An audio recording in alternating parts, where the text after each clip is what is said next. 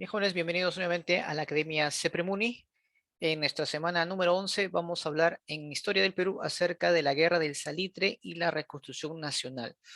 Dos hechos muy significativos que tenemos que hoy día conocer bastante.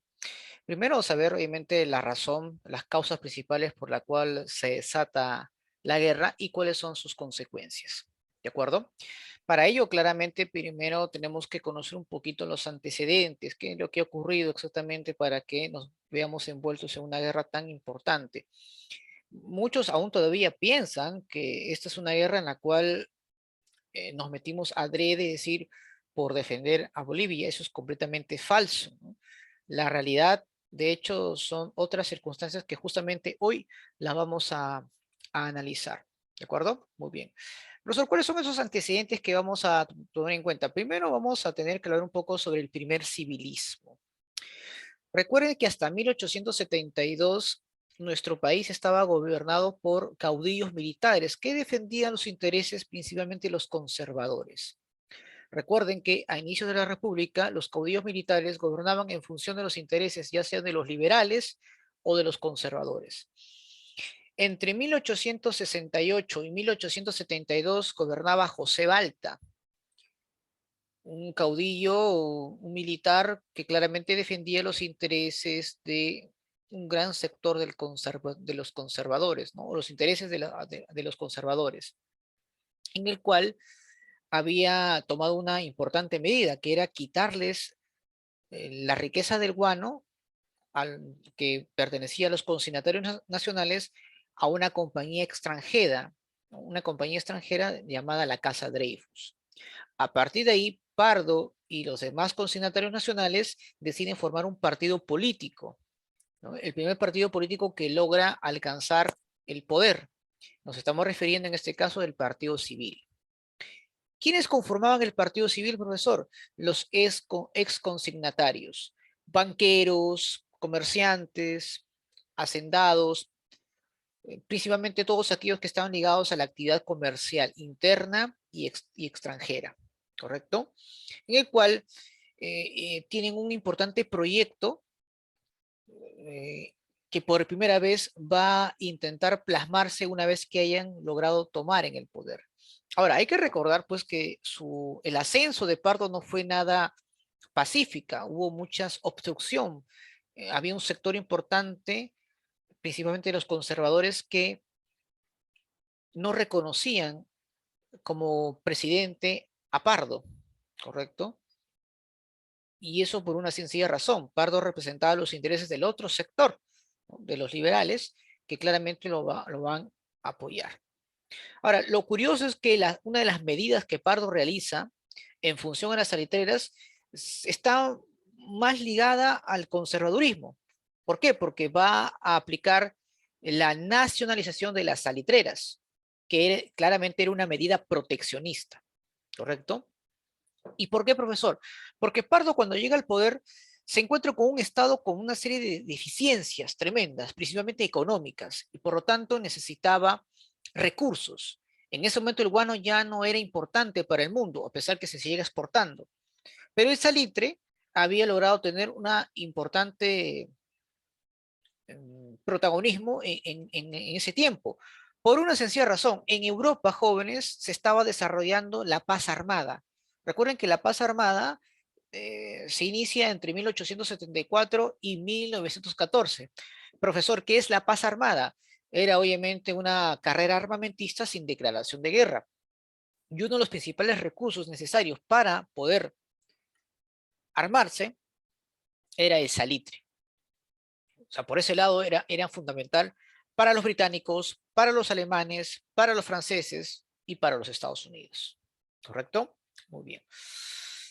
Les había dicho pues de que cuando él llega al poder prácticamente estuvimos sumidos en una bancarrota total. Tanto es así pues que no podíamos recibir préstamos porque nos era imposible pagar nuestras deudas. Entonces, mientras no pagábamos, no podríamos recibir préstamos. Entonces, nuestra única fuente de riqueza para salir de este, de la bancarrota era obviamente tener el control del salitre. Y eso va a ser un error político grave que lo vamos a tener que asumir todos, ya que esta va a ser justamente una de las razones por la cual estalla la guerra. ¿Por qué? Porque obviamente al nacionalizarlas perjudicaba a las compañías británicas y chilenas que habían explotado el salitre desde mucho tiempo atrás en la zona de Tarapacá, ¿correcto? Entonces, muy, muy fundamental. Ahora, Pardo comete otro error táctico. Él era consciente de que al nacionalizar las saletreras podría haber pues un enfrentamiento donde Inglaterra incluso podría tener un rol cada vez mayor en este conflicto. Por lo tanto, ante la falta pues sin duda de un armamento o de algún tipo de iniciativa de armamentismo para controlar, para así de esa manera poder persuadir a Chile comprando armamento, pues no tiene una mejor idea que formar una alianza con Bolivia, ¿no? Pero esta es una alianza defensiva mutua, donde incluso iba a participar la Argentina. Ahora, este de tratado secreto no era así porque lo sabía todas las embajadas, era obviamente un tipo de alianza que era conocida en toda América Latina. Por lo tanto, pues hay que desechar la idea de que fue un tratado secreto, ¿correcto? Bueno, al firmarse pues esta alianza defensiva, Chile no tiene otra opción de pedir o solicitar todo el apoyo logístico a Inglaterra para poder obviamente iniciar un ataque, ya que al tener el control de la salitera de Tarapacá y de paso el control de la zona de Atacama, que eran los únicos lugares donde se extraía el salitre, pues no tenían otra iniciativa o otra alternativa que iniciar la invasión. Esto es también muy importante, porque uno de los pretextos por el cual Bolivia menciona cuando habla acerca de la guerra del salitre es que por el aumento del quintal de 10 centavos por quintal de salitre nos vimos envueltos en una guerra, ¿no? Ahora, el asunto está claro. Bolivia tenía la intención de otorgarle la buena pro, es decir, las salitreras de Antofagasta o Atacama, a la compañía, o en este caso el Estado peruano, por el cual el Perú sería pues el único país que va a tener el control absoluto de las salitreras, tanto de Trapacá como Antofagasta.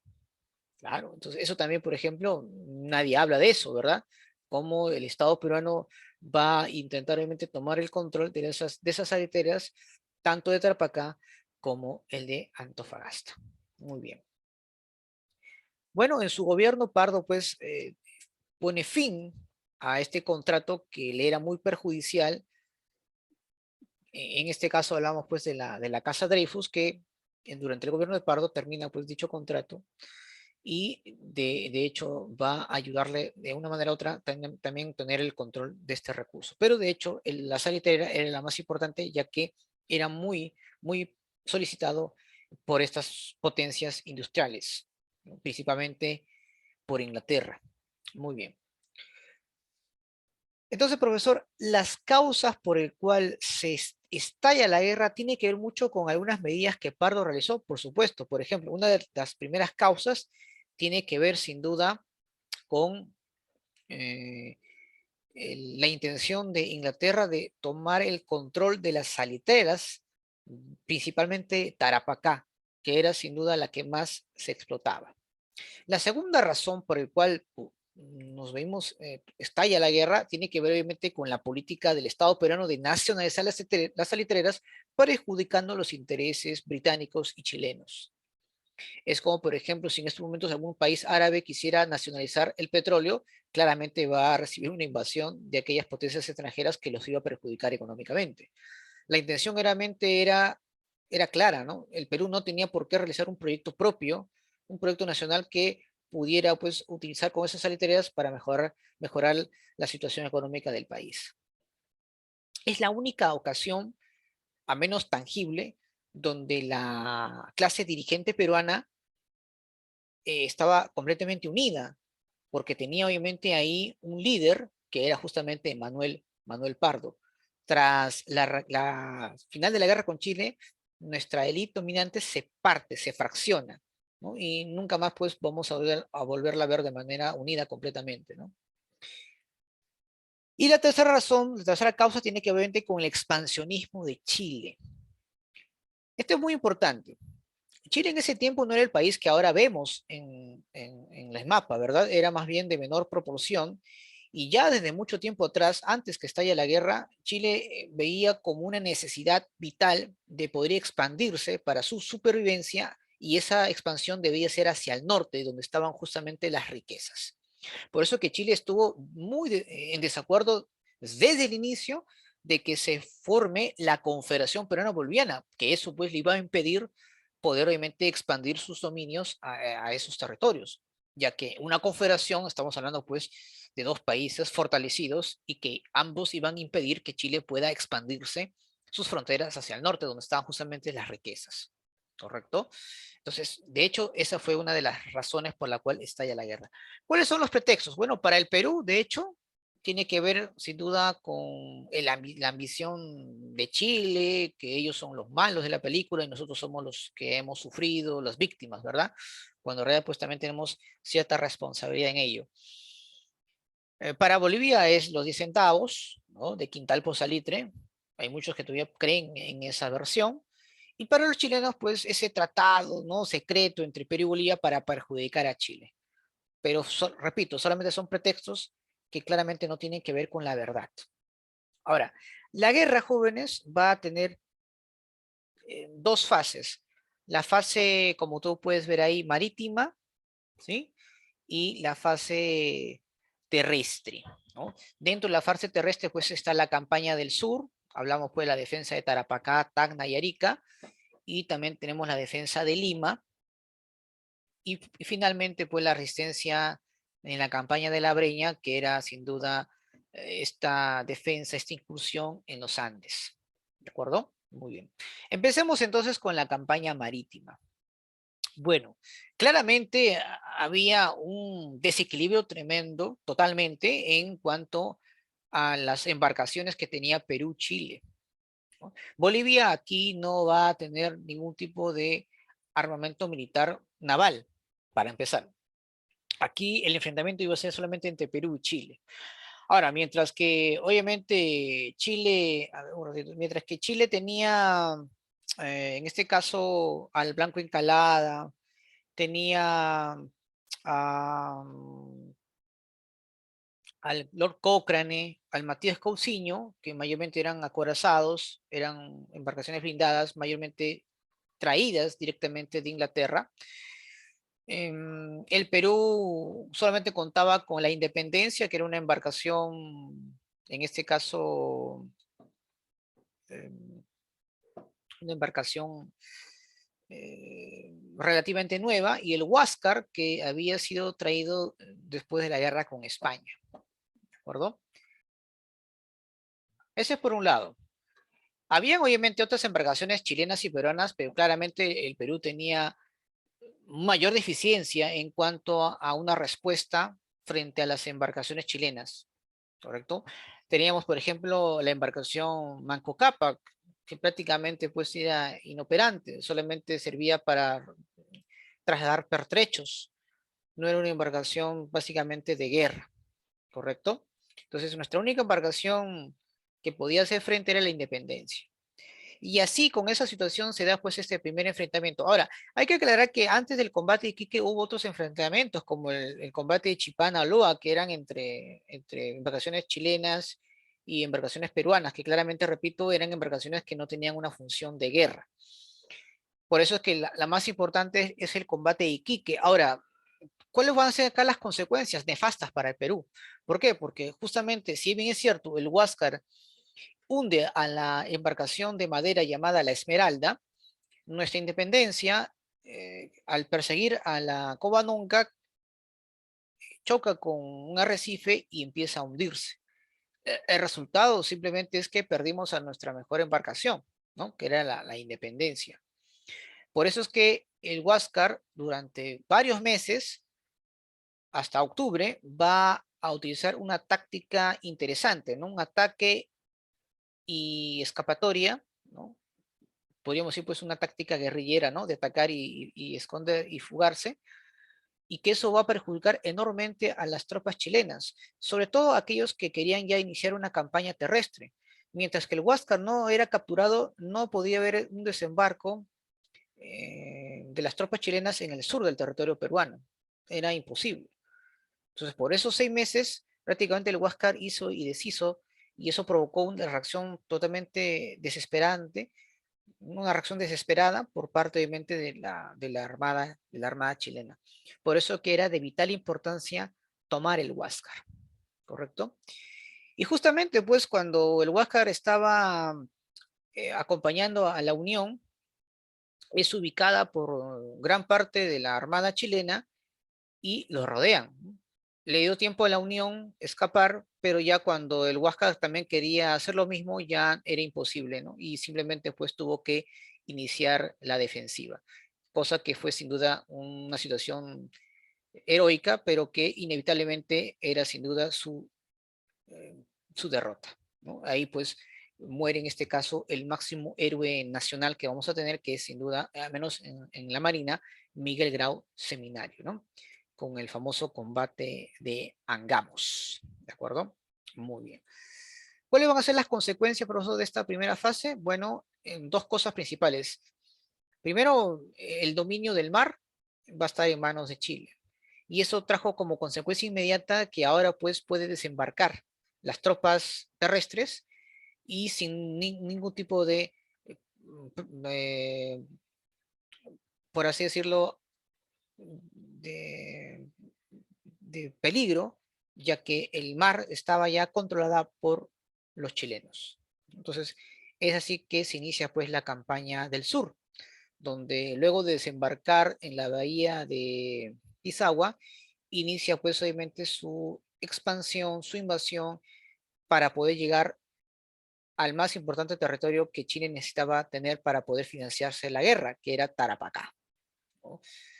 Ahora, lo interesante es que en un inicio Tarapacá no es tomada por los chilenos, al contrario, los peruanos la toman, pero lamentablemente ante la falta de provisiones, pertrechos y una mala decisión estratégica, lo abandonan, permitiendo pues que Chile controle Tarapacá y extraiga el salitre y pueda obviamente financiar su guerra, ¿no? O la guerra en este caso.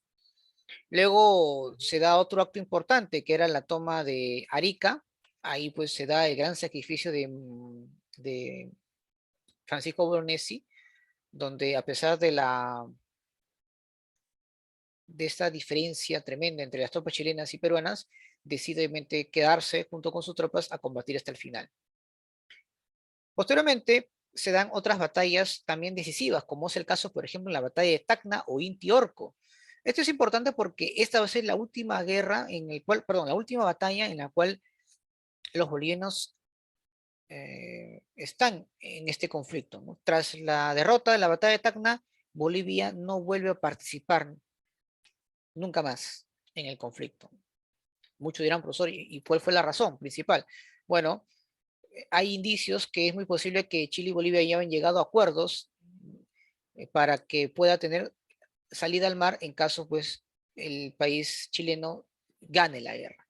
Por eso que no vamos a ver ningún tipo de conflictos, ¿no? En la cual Bolivia, o sea, perdón, en ningún tipo de acercamiento o de la continuidad de la guerra por parte de los bolivianos. Ahora, antes de la batalla de Inti Orco de Tacna, donde Bolivia, repito, se retira de la guerra, hubo un primer intento de negociación, donde Estados Unidos va a tener cierto protagonismo.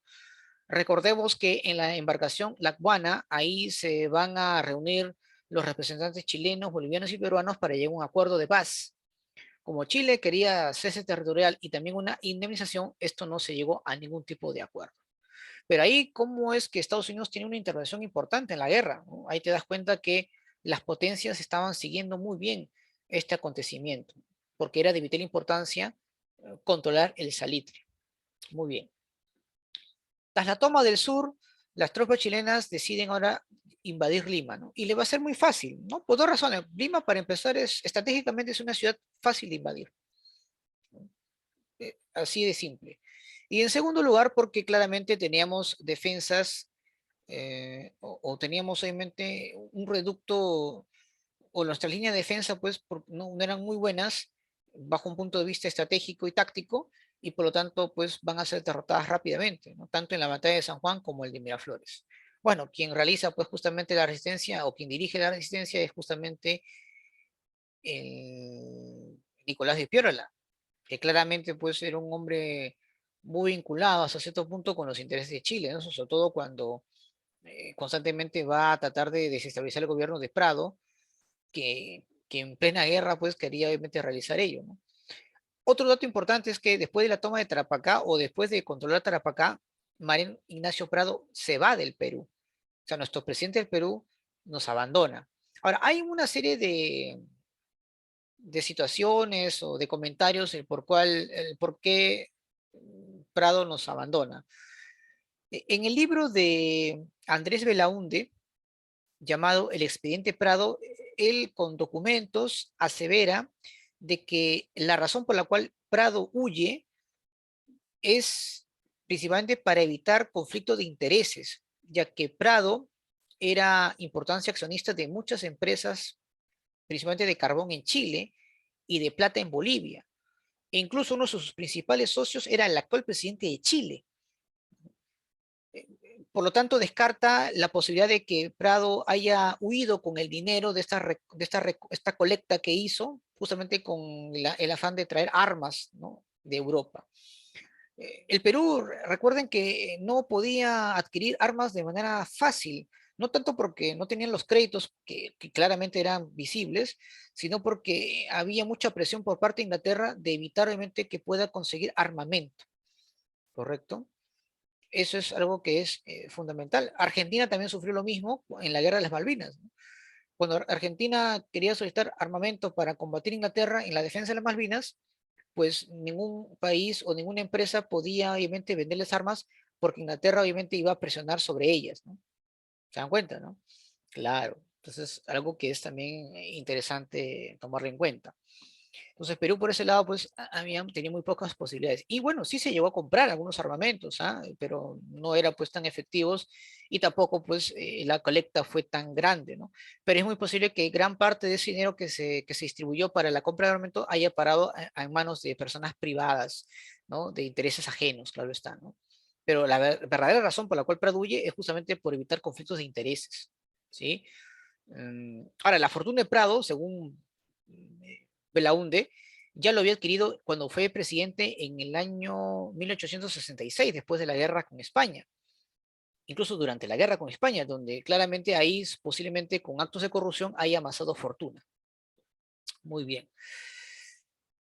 Luego de la invasión a Lima, los chilenos pues hacen destrozos y medio, principalmente en Lima, no la incendian como ocurrió en Chorrillos o en Barranco, ante la presión de Francia, ¿no? Ahí los franceses, encabezados por Petitoires, advierten a Chile que si incendiaban la ciudad de Lima, iba a bombardear a las embarcaciones chilenas que estaban ancladas en el puerto del Callao. Ahora tú dirás, profesor, ¿y por qué es importante para los franceses que no incendien Lima? Bueno, para empezar, primero porque en ese tiempo la gran mayoría de la población de Lima, sobre todo en el centro, eran extranjeros. Y claramente defendía también los intereses o la inversión privada que había en Lima, como la Casa Dreyfus, que era de origen francés, por ejemplo. Ahí Francia también está teniendo una intervención importante en la guerra, ¿no? Ya no es solamente Inglaterra, ya no es solamente Estados Unidos, sino también Francia. Lo mismo vamos a ver en el caso de Alemania, que le va a tratar de proveer armas al Perú. E incluso asesores que van a tratar de conversar con autoridades militares y civiles para ver de cómo se frente a esta guerra contra los chilenos, ¿no? Muy bien. Y bueno, luego pues de que Lima es tomada,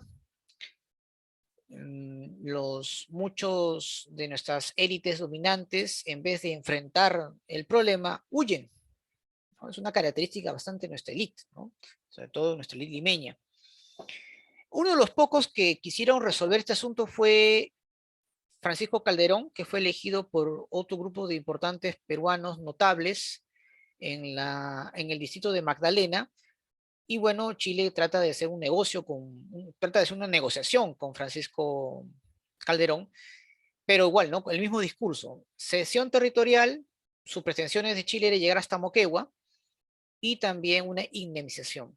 Ahí claramente Chile tiene una fijación por tener más territorio porque pues, supuestamente esa era la promesa a Bolivia, ¿no?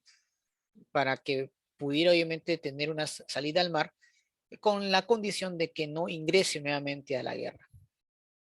Muy bien. Luego de que Francisco Calderón no acepta las condiciones de Chile, este país lo que hace es expulsarlo a él y a su familia, incluso lo secuestran en el sentido de que es expulsado justamente a Chile, ¿no? Ahí va a estar obviamente por varios años. Luego, pues, de esta situación, quienes ahora, pues, tienen la responsabilidad de defender a la nación, a pesar de que no tenían esa convicción, sino defendían sus territorios, eran sin duda las masas campesinas. Una vez más, al igual que en la guerra de independencia, son las montoneras, los pobladores campesinos que van a reivindicar la situación, en este caso, a la nación peruana.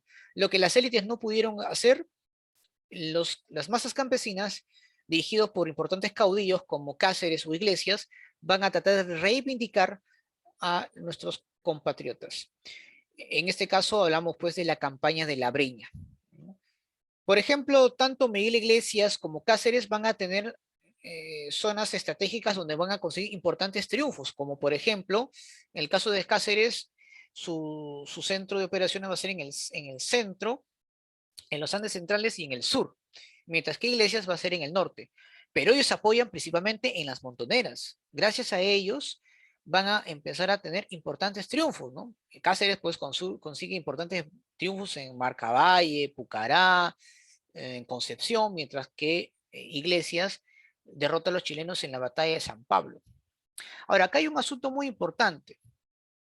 Los asentados peruanos, encabezados por Iglesias, deciden que es mejor negociar con los chilenos porque temen que los campesinos, si siguen derrotando a las tropas extranjeras, pueden luego reclamar tierras y de esa manera perjudicaba a los hacendados. Entonces, ¿qué mejor que acabar con la guerra y llegar a una negociación con los chilenos antes que los campesinos luego también busquen sus propias reivindicaciones?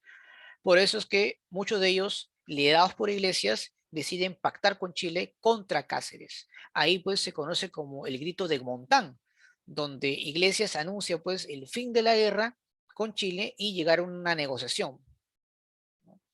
Es por eso que Cáceres no solamente tenía que combatir contra las tropas chilenas, sino también contra las tropas de los hacendados dirigidos por Iglesias contra los intereses de de Cáceres y de sus huestes.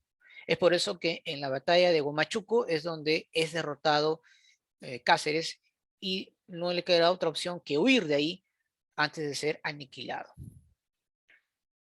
Consecuencias, profesor, de la guerra del salitre. Primero, pérdida total del territorio, ya que durante el gobierno de Iglesias, en la cual Chile lo reconoce, se firma el Tratado de Ancón, ¿correcto? El Tratado de Ancón, pues, es donde el Perú acepta, ¿no?, entregar el territorio de Tarapacá totalmente, y luego Arica y Tacna van a pasar a territorio chileno por un determinado tiempo hasta que se pueda luego resolver un plebiscito para ver si pueden retornar otra vez al país, ¿no? Plebiscito que nunca se dio, por si acaso, ¿ya? Una bancarrota total, una situación desastrosa. Si ya con Pardo habíamos tenido una situación ya muy difícil de sobrellevar luego del término de la guerra, la situación del país fue totalmente desastrosa, ¿no? Y bueno, eso provocó pues el surgimiento del segundo militarismo, tema que vamos a ver justamente la próxima semana, ¿no? Perdón, a continuación, ¿no? Después de en la siguiente diapositiva, ¿correcto? Muy bien. Antes de pasar a la reconstrucción nacional, chicos, ¿alguna pregunta, alguna duda con respecto a la guerra del salitre? Profesor, una pregunta. Si mal Sí, no dime. recuerdo, se tuvo que dar el plebiscito en, si mal no recuerdo, 10 años, ¿no? Era 10 años y devolvían el territorio de Arica y Tacna. Ujú. Así Jamás, es. jamás devolvieron Arica, ¿no? Sí, plebiscito que nunca se llegó. Chile aludió pues de que esto no era una garantía, incluso Perú esperaba una mayor participación de Estados Unidos. Estados Unidos tuvo la intención, obviamente, de ser garante, pero luego pues de ver la situación que Chile había realizado para evitar obviamente que esto se diera, simplemente decidieron irse, ¿no? Porque consideraban pues que no habían las garantías necesarias para que se realice el plebiscito por la presión que Chile había obviamente realizado. A esto pues se le conoce como la política eh, de la chilenización, ¿no?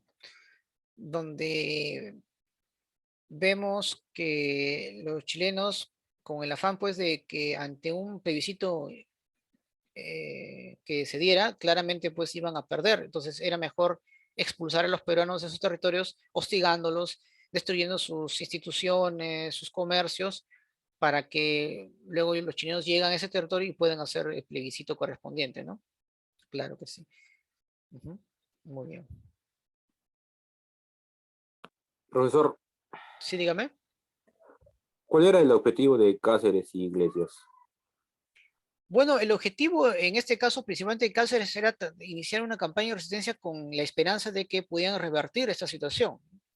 Esa era obviamente una de las razones por el cual se inicia estas guerras de guerrillas en los Andes, tanto en el centro como en el sur. Pero a ver, pues que en caso que esto se diera un triunfo, había un temor de la oligarquía nacional de que luego los movimientos campesinos, luego de acabar con los chilenos, puedan arremeter contra ellos. Porque los campesinos no peleaban por el país, peleaban por ellos mismos, por sus tierras, o en este caso por el hacendado a quien le rendían lealtad, como es el caso de Cáceres, ¿no? Muy bien, vamos a ver acá.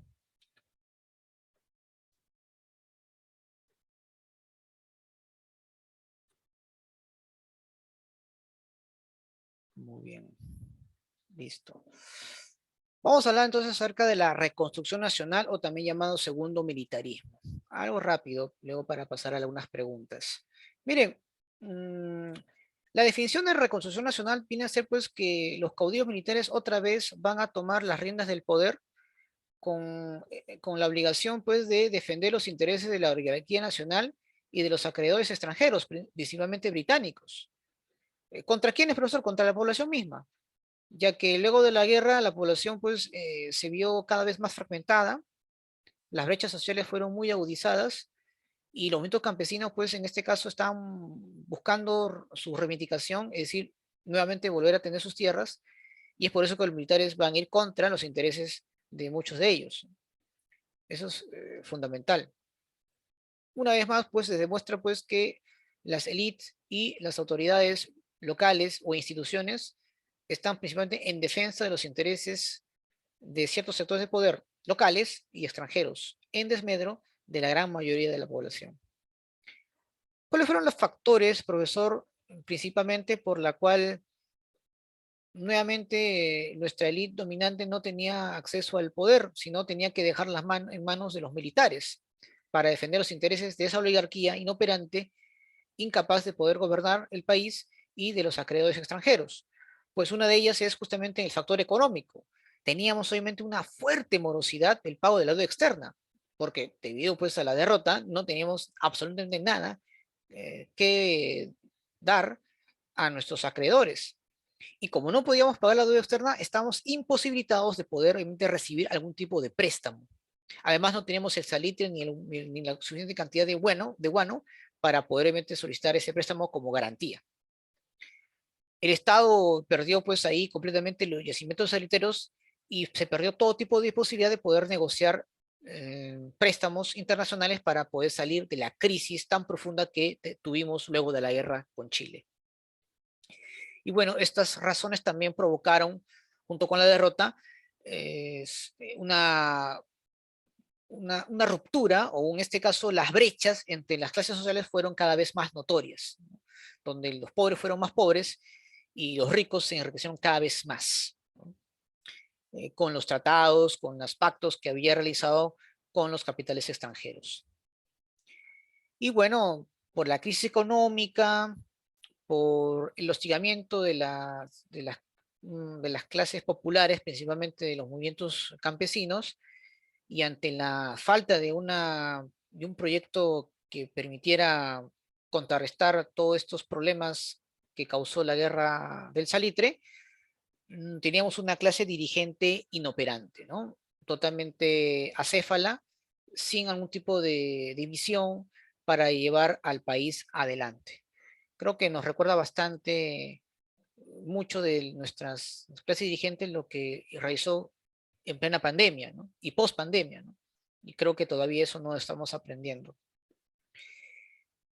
Y bueno, prácticamente la guerra del salitre pues hizo que una vez más, nuestro aparato productivo y financiero estaba completamente colapsado, ¿no?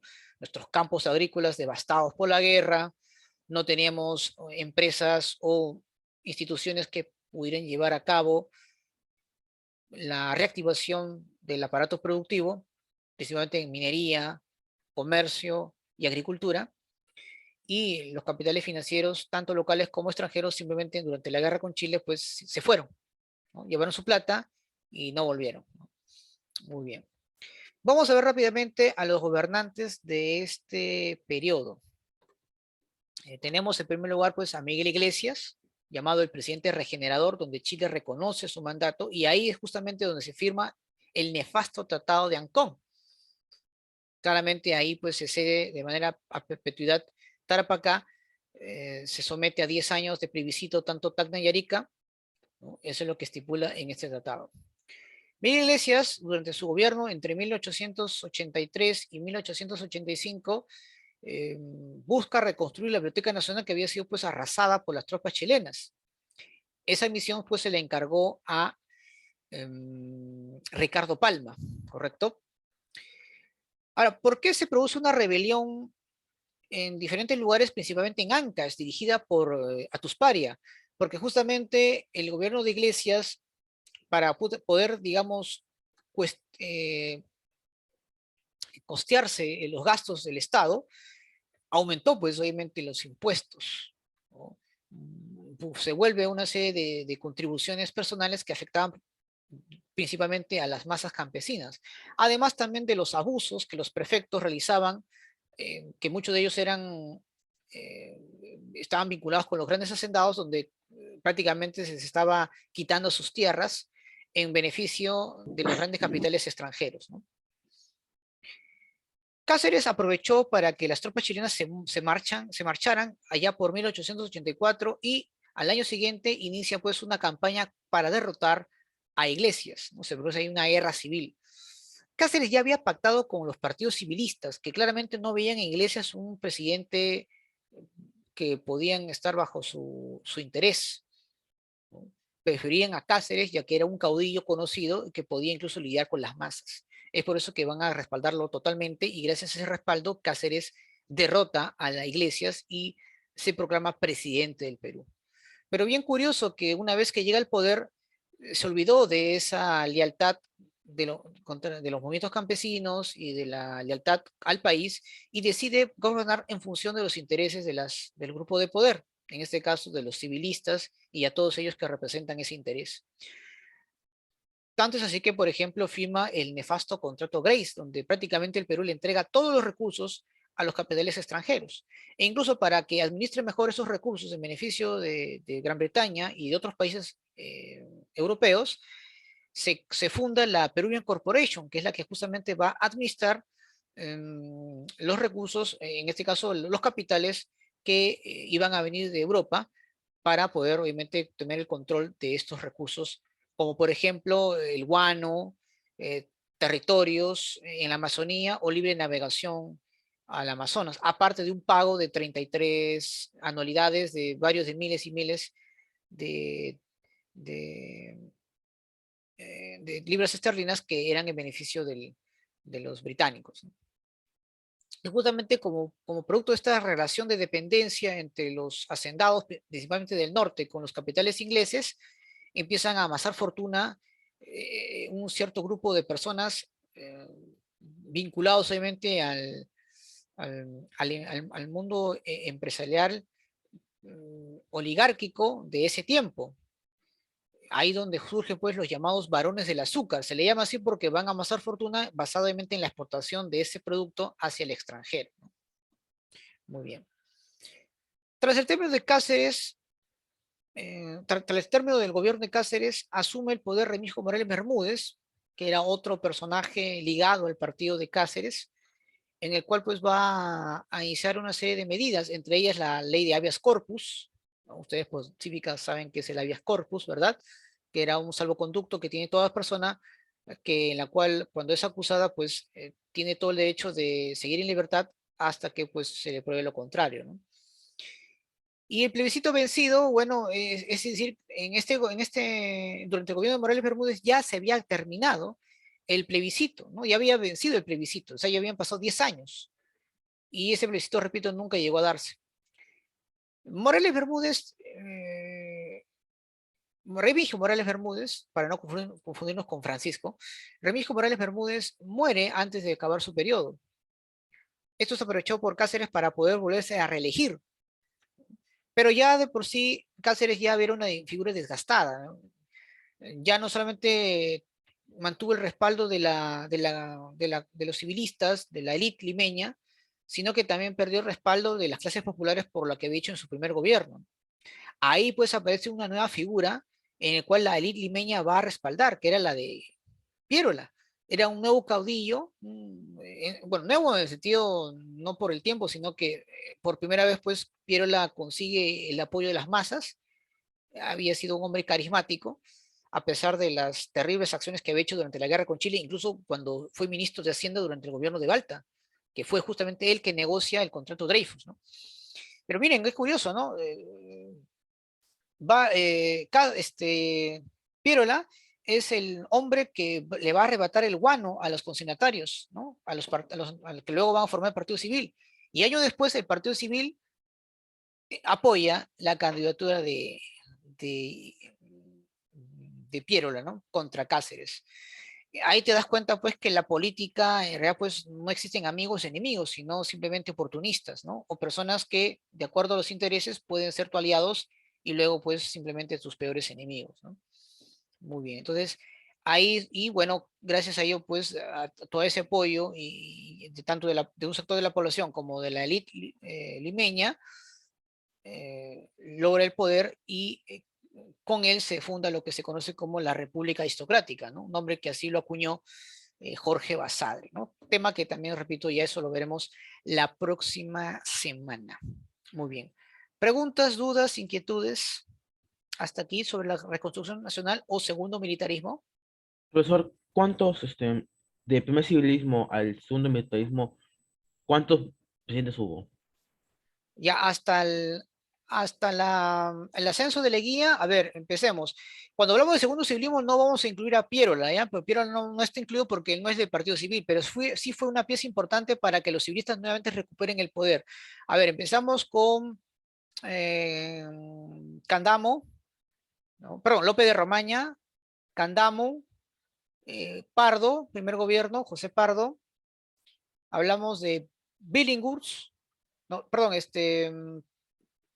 Leguía, Billinghurst, luego de un golpe de estado de Remigio de Benavides, luego aparece nuevamente Pardo. Estamos hablando de 6 presidentes durante el segundo civilismo, ¿no? Recuerden, el segundo civilismo no incluimos a Piérola, pero si hablamos de la República Aristocrática, sí podemos incluir a Piérola porque fue una pieza importante para que los civilistas se restablezcan en el poder. Ujú. Listo. Muy bien. A ver, vamos a ver, a resolver unas preguntitas. A ver, todos juntos, a ver. Empezamos con el número 1, a ver. Profesor, Primer, una consulta. sí, dígame. Ese grupo que tienes de Classroom, ¿cierto? No, es un Canvas. Ah, Sí, para acceder tendrías que darme tu correo electrónico para darte una invitación y poder ingresar a la plataforma, ¿no?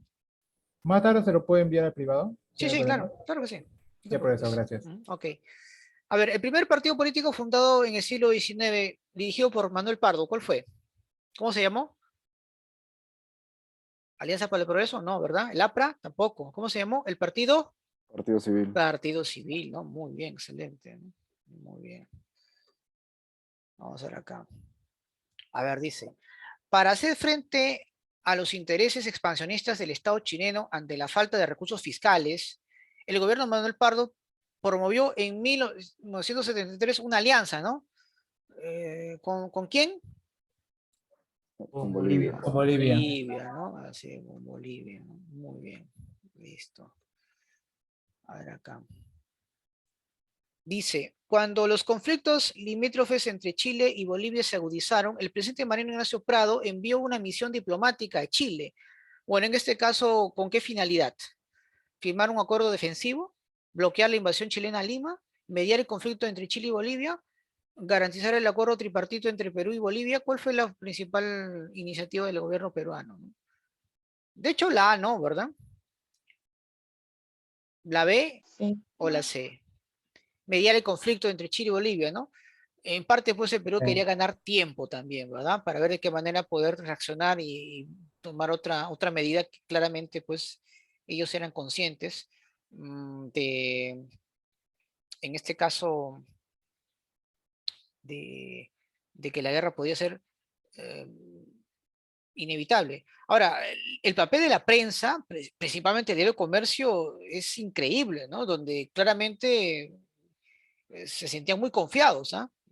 Hay que ver un poco en la hemeroteca, donde el comercio pues empezaba a decir pues que podíamos vencer y que claramente la guerra pues era, era, podría ser una victoria del Perú, a pesar pues de que habían una serie de deficiencias en la Armada, que claramente pues eso no podía ser realidad, pero bueno, pues así era el comercio también en el siglo XIX y creo que no cambió mucho ahora en el siglo XXI. Muy bien, a ver, una pregunta así cualquiera, a ver qué está acá, a ver, una de aquí que está acá, a ver. La 6, a ver, miren acá, dice, a ver, el apoyo peruano a Bolivia durante la guerra del salitre estuvo condicionado a defensa de las salitreras de Atacama frente a Chile y a su aliado, el capitalismo inglés. La batalla del Alto de la Alianza significó para el Estado boliviano, ¿se acuerdan? El Alto de la Alianza de Tacna o Intiorco fue la última batalla, ¿no? Que Bolivia Retiro de la participa, guerra. ¿no? Claro, ahí se recomienda Melgarejo, pérdida de Antofagasta, el retiro de la guerra, ¿no? De Bolivia, ¿no? Bolivia se va, ya no quiere volver a saber más de eso. Muy bien, ¿no? Muy bien, excelente. Listo. Bien, chicos, vamos entonces a una pequeña pausa y retornamos para lo que es historia universal. ¿De acuerdo? Muy bien. Bien, continuando con la clase de hoy, chicos. En Historia Universal vamos a hablar acerca de la formación y la consolidación de los estados modernos. A ver, el tránsito entre el feudalismo al capitalismo mercantil va de hecho a traer una serie de cambios muy significativos, sobre todo en el ámbito político. A ver, era importante que las monarquías necesitaban el apoyo económico de las burguesías para contrarrestar con algunas instituciones que todavía mantenían mucho poder durante el tiempo del feudalismo, como la iglesia, por ejemplo, y los nobles, los señores feudales, ¿de acuerdo? Por esa razón, era necesario utilizar mecanismos más sofisticados para tener pues un estado que pueda adecuarse justamente a estos cambios y mantener pues un poder importante, incluso tan fuerte como la propia iglesia. Ahí pues empiezan a surgir estas monarquías que empiezan a centralizarse y tener ciertas características interesantes que hoy en día aún todavía se mantienen. Los estados actuales, muchos de ellos se basan o tienen elementos que justamente nacen en estos tiempos, ¿no? Con la formación de esos estados modernos entre el siglo XV, perdón, siglo XVI, XVII y XVIII, que es justamente lo que vamos a estudiar. Pero ¿cómo así, profesor, esto se dio? Vamos justamente a estudiarlo poco a poco, ¿ya? Empecemos aquí. A ver, primero, de hecho, um, tenemos que ver con el nacimiento, pues, de un mundo totalmente moderno, ¿no? A ver, acá un ratito. Recordemos que en el siglo XV Europa, pues, de hecho, experimentó importantes cambios en el ámbito económico, social y político. prácticamente existieron dos hechos muy significativos que cambiaron definitivamente Europa en esos aspectos. Por ejemplo, la caída de Constantinopla a mano de los turcos otomanos allá por 1453, donde prácticamente restringió este comercio importante que se dio desde la época desde tiempos de las cruzadas o finales de las cruzadas entre Oriente y Occidente, que justamente permitió que la burguesía empiece a tener cada vez un mayor poder económico. Eso obligó pues justamente a las burguesías a buscar nuevas rutas comerciales con el propósito de seguir manteniendo esa relación comercial con Oriente y de esa manera seguir enriqueciéndose. ¿Correcto? Recuerden que una de las consecuencias justamente de ello en la búsqueda de nuevas rutas comerciales es sin duda el descubrimiento de América, ¿no? Por así decirlo, ¿correcto? Donde incluso el propio Colón hasta el final de sus días pensó que había llegado a las Indias. En ese tiempo, los países que lograron sobresalir fue sin duda Portugal y España. Ahora, muchos dirán, profesor, ¿y por qué no fue Inglaterra, Francia o Países Bajos? Porque tanto España como Portugal tenían algo en común. Se habían liberado del yugo musulmán después de siglos y se habían convertido pues en monarquías centralistas, se habían unificado y esa unificación justamente les permitió sin duda dar ese gran salto o iniciar esas campañas de exploración hacia otras partes del continente. Entonces, importante. Y de hecho, tras la llegada de los europeos a América, eso abrió pues las puertas para que el mercado europeo pueda tener sin duda un mayor poder económico. La acumulación de los metales preciosos que fueron llevadas de América hacia Europa permitió pues que se dé un gran salto cualitativo en cuanto al desarrollo del capitalismo, que dejó de ser un capitalismo mercantil a un capitalismo industrial después de varios siglos después. Eso es algo importante que siempre hay que recordarlo. Estos fueron dos acontecimientos, repito, que impactaron tremendamente en Europa. Ahí pues se dan, gracias a ello, los grandes descubrimientos geográficos, ¿no? La implementación pues de la brújula, la carabela, que va a ser una embarcación más liviana pero veloz a su vez para poder recorrer grandes rutas. Y de hecho la cartografía se convierte pues en una disciplina importante cuyo propósito es utilizar estos dibujos, estos mapas para poder realmente continuar con sus exploraciones, ¿correcto? Entonces ahí empieza pues a ver ese gran crecimiento eh, gracias pues a las exploraciones que se van a dar como consecuencia de estos inventos, financiada, promovida por las burguesías. Paralelo a eso, de hecho, la reactivación económica también fue trascendental, ¿no? Luego de las grandes epidemias que se va a dar entre el tránsito de la Baja Edad Media al capitalismo mercantil, como la cual pues provocó muchas muertes, van a haber pues existir guerras, una serie de situaciones que luego van a permitir un renacer, ¿no? De la Europa de ese tiempo, como por ejemplo la reactivación de la agricultura, gracias obviamente a nuevos instrumentos, nuevas técnicas que se van a implementar, pero todos obviamente no para el consumo autárquico que se daba en tiempos de la feudalidad, sino orientada hacia el comercio, porque al ver pues un excedente importante como consecuencia de los cambios agrícolas que se van a dar, pues ya no solamente era suficiente abastecerse en el ámbito local, sino era importante expandir, ¿no? Comercializar estos productos, estos excedentes productivos hacia otras partes de Europa, ¿correcto? Ahora, un dato importante es que también eso también trajo como consecuencia inmediata de que ya no solamente existiera pues el trabajo agropecuario, donde los campesinos pues simplemente se dedicaban a la siembra, a la cosecha, sino también les daba opción para que puedan buscar otro tipo de actividad.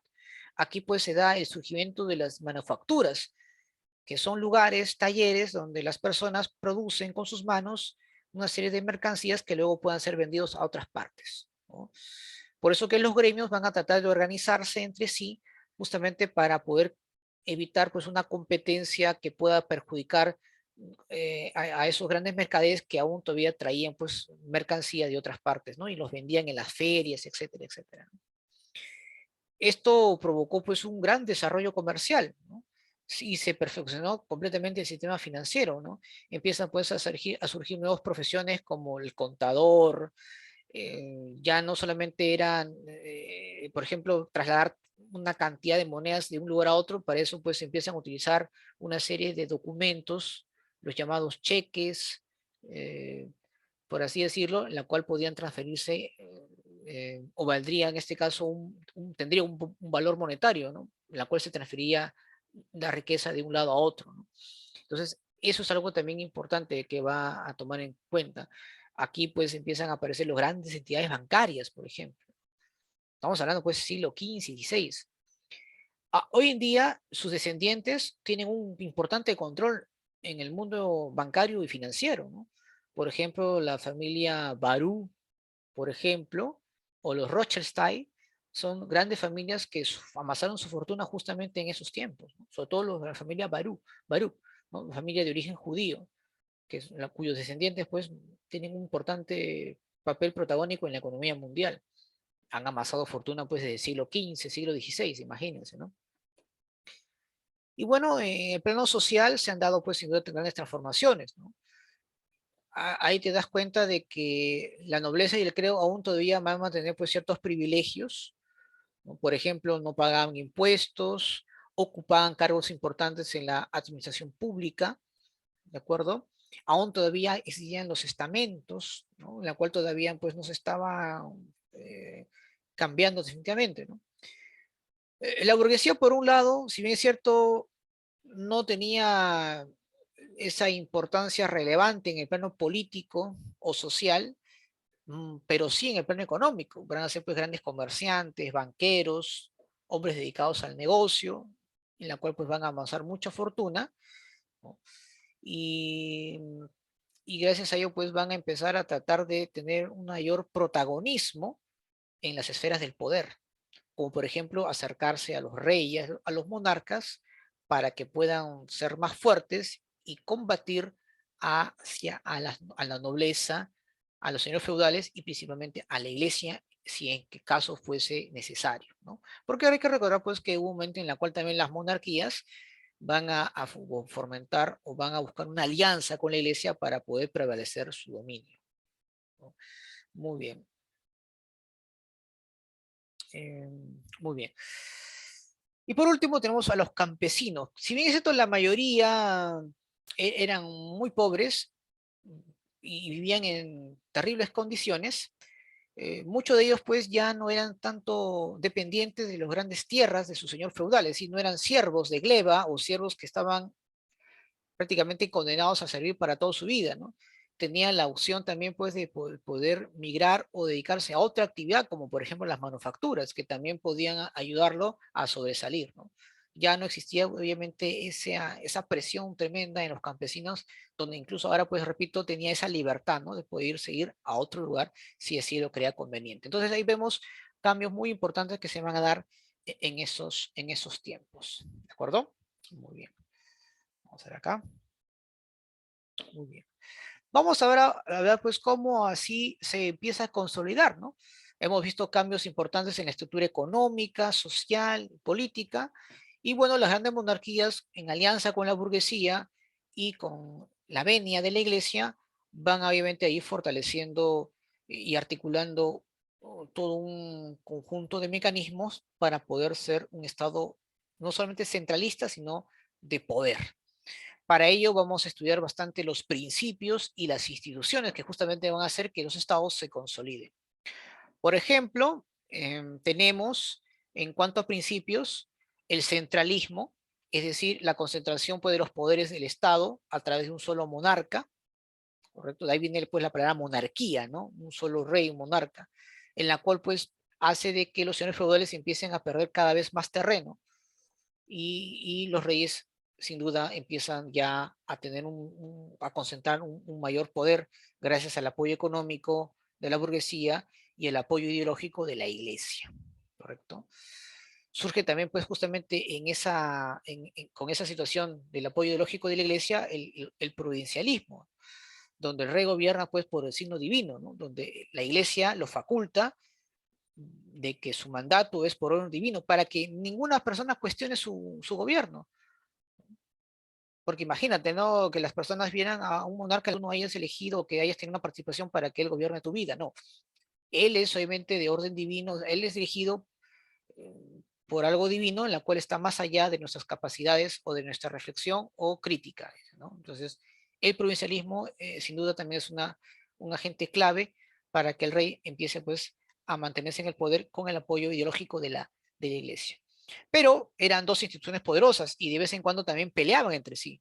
De ahí pues otro principio importante va a ser el regalismo, donde el monarca obviamente exigía ciertos derechos que aparentemente también deberían corresponderle a la iglesia, ¿no? Es decir, ahí empieza pues una lucha entre el poder civil y el poder eclesiástico también, ¿no?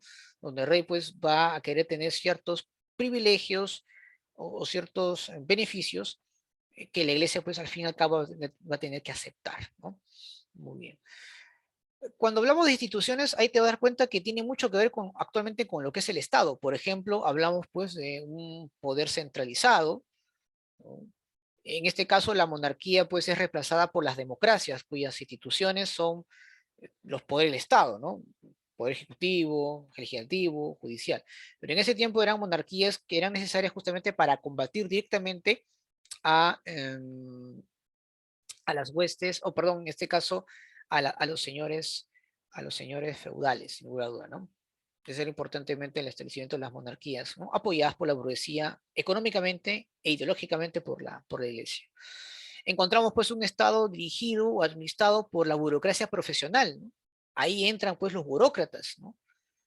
Personas obviamente que estaban en el escritorio, donde desarrollaban o administraban y utilizaban a otras personas también para que también logren dicha administración, ¿no? Ahí están pues estos personajes que se encargaban de los tributos, otros que se encargaban de la gestión de algunas instituciones que dependían directamente del monarca, en fin, ¿no? Y todas ellas obviamente pagadas, ¿no? Que iban a ser pagadas.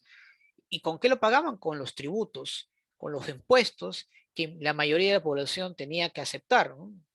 Recuerden que tanto el clero como la nobleza y el propio rey no pagaban impuestos, pero sí podían derrochar todo ese dinero en sus guerras, en sus campañas militares o simplemente en grandes fiestas, por ejemplo, ¿no? O vestimentas que eran carísimas que ostentaban ellos. También aparece lo que es la diplomacia, por ejemplo, ¿no?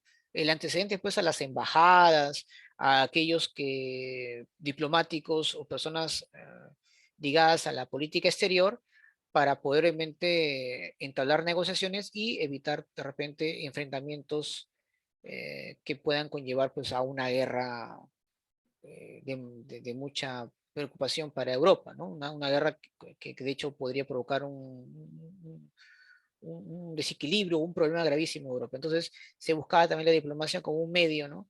de, de realizar acuerdos sin provocar o llegar a una guerra, ¿no? Esto básicamente que se daba pues entre las potencias, ¿no? Que claramente se podían causar un grave daño si es que eso se desarrollaba. Muy bien, muy bien.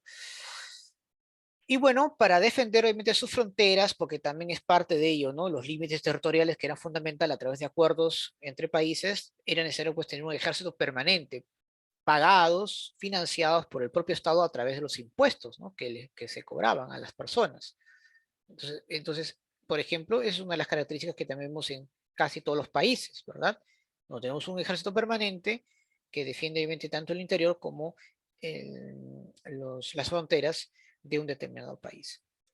Entre las monarquías más resaltantes, que eran monarquías absolutistas, es decir, cuyo poder todo estaba centrado en el monarca, sin duda pues tenemos a la monarquía española y a la monarquía francesa.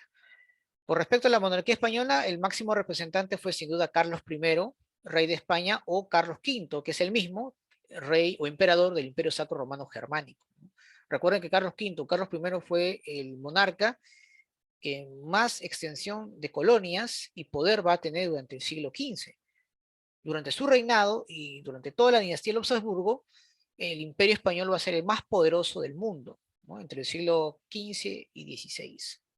¿Correcto? Muy bien. Y en el caso de Francia, su máximo esplendor se va a dar pues con Luis XIV, ¿no?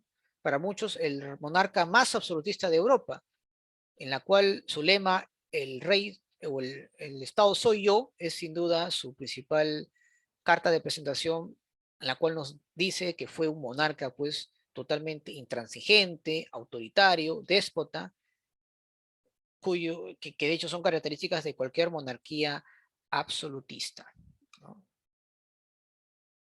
Muy bien. Muy bien, muy bien. Entonces, y ahí están, pues, estas monarquías, que claramente, pues, una de ellas va a tener un camino distinto, ¿no? Mientras que España va a continuar, pues, con el mercantilismo, sin un crecimiento económico solamente basada en el capitalismo mercantil. Francia también va a continuar con esa situación hasta pues que estalla la Revolución Francesa, donde cambia, ¿no? Da un giro muy rotundo para un desarrollo industrial que en la cual se convertirá luego en una gran potencia industrial durante el siglo XIX. Muy bien, chicos. Vamos a ver entonces ahora.